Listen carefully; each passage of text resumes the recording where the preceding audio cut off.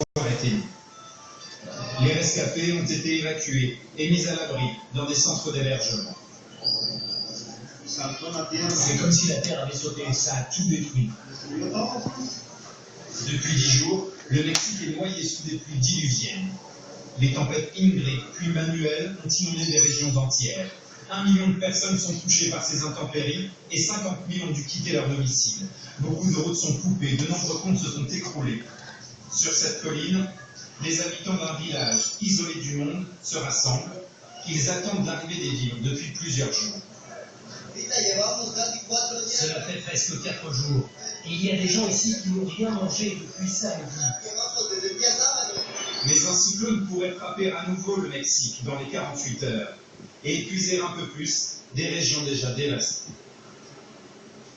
Puis l'Allemagne a un tournant politique. Dimanche sont les élections législatives. La chancelière Angela Merkel est devenue favorite et devrait effectuer un 3e mandat. Seule incertitude avec qui son parti conservateur, la CDU, gouvernera-t-il avec les libéraux comme aujourd'hui ou avec les sociodémocrates ou encore un autre parti. Réponse dimanche.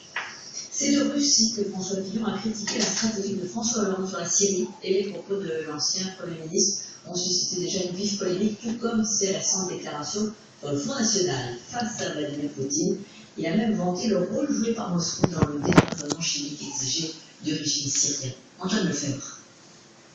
Tout à l'heure, Vladimir a fait... Le club de discussion de Valdai, c'est un forum international organisé par l'administration russe. Hier, à la tribune, François Fillon s'exprime sur le dossier syrien. Nous ne pouvons pas rester totalement insensibles devant un massacre qui dure depuis 2 ans. Mais ce sont 2 phrases qui mettent le feu aux poudres. Celle-ci d'abord. La Russie a joué un rôle positif. Et puis surtout cette critique en règle de la position française.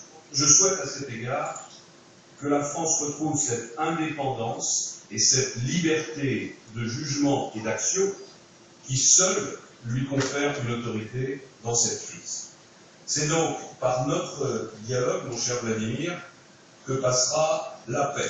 Mon cher Vladimir, plus que le fond, c'est peut-être la forme, et ces 2 mots qui ne passent pas à gauche. Affligeant, dit François Rebsamen, le patron des sénateurs socialistes, les communiqués d'indignation pleurent, comme ceux du député PS Arnaud Leroy.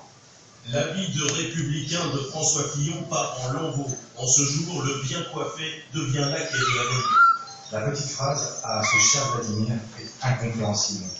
Vladimir Poutine n'aurait jamais pu s'il n'avait pas eu l'autorisation française, notamment au siège du chef de l'État. Voilà, je suis assez choqué.